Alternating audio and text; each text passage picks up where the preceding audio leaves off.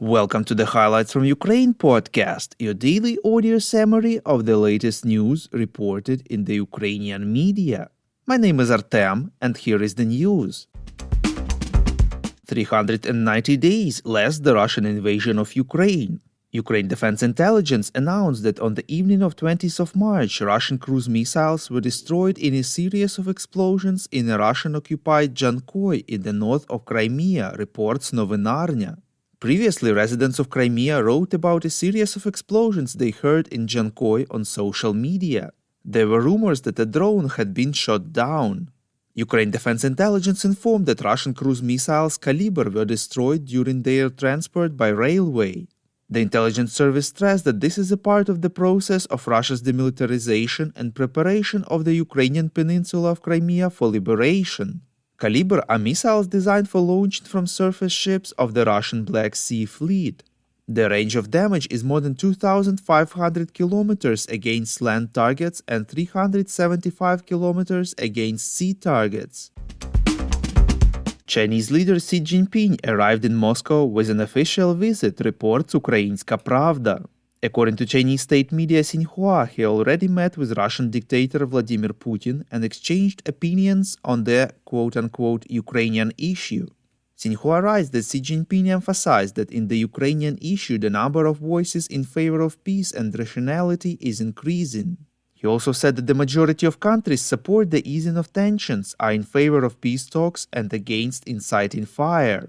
According to him, conflicts are ultimately resolved through dialogue and negotiations. Xi Jinping recalled that China released a document on its position on the quote-unquote crisis in Ukraine, advocating a political settlement of the situation and rejecting the Cold War mentality and unilateral sanctions.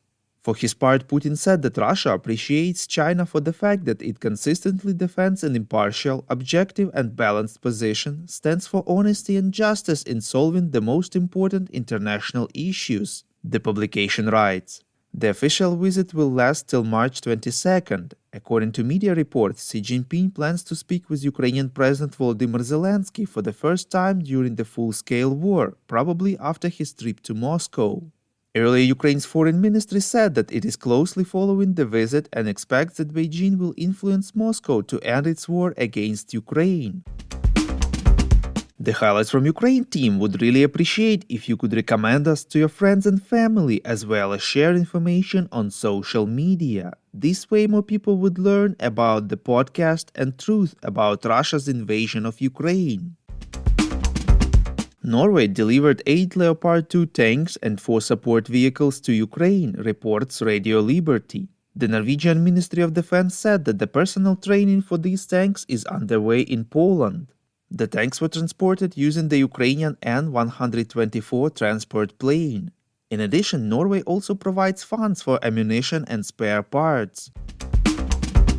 German Defense Minister Boris Pistorius announced that the German Marder infantry fighting vehicles are already on their way to Ukraine, reports LBUA. He added that currently more than 1,000 Ukrainian soldiers are undergoing training in Germany to operate air defense complexes, Leopard tanks and Marder vehicles. So far, 18 EU countries plan to participate in the project on a joint purchase of ammunition to help Ukraine and replenish the national reserves of member states, reports European Pravda. According to the European Defense Agency, these countries are Austria, Belgium, Croatia, Cyprus, Czechia, Estonia, Finland, France, Germany, Greece, Luxembourg, Malta, the Netherlands, Portugal, Romania, Slovakia, Sweden, and Norway. In addition, others expressed their readiness to join later. 18 countries agreed to jointly order ammunition which will allow them to supply more of it to Ukraine and faster. The aim is to provide Ukraine with 1 million artillery shells over the next 12 months. Poland said that it will shortly join the agreement but needs to deal with some internal procedures first to do that. At the same time, Hungary announced that it will not participate in this project.